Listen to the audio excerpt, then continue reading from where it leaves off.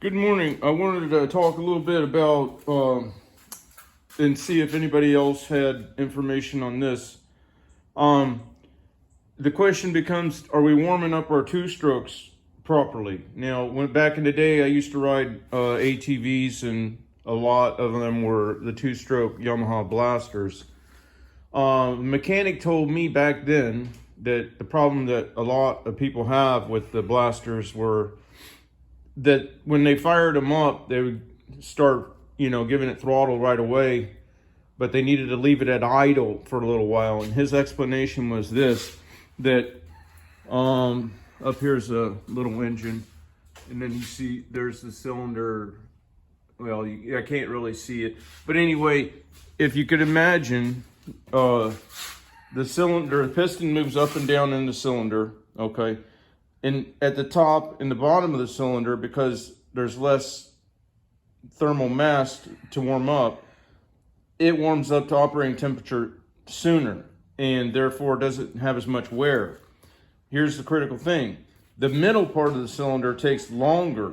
So as he described it, the rings rubbed harder in the middle of the cylinder while it was warming up and while it was cold. So if you go to full rip on their throttle, you're putting more wear on it. And he said that the cylinder would become like this on each side. So you would see compression because it was get compression at the end and the beginning of each stroke, but in the middle of the piston's travel path, it would lose compression. And then, well, how does that equate to how our blowers and string trimmers are operating? Well, the amount of draw for fuel, because a lot of times, in my opinion, mine act like they're not getting fuel. I feel like I got to feather the throttle until like you're almost priming a pump. You're just giving a little bit more, trying to get a little bit more. It's like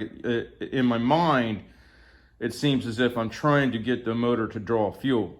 Now, granted, I use ethanol free and I use Red Armor. So on that side of things, everything should be covered.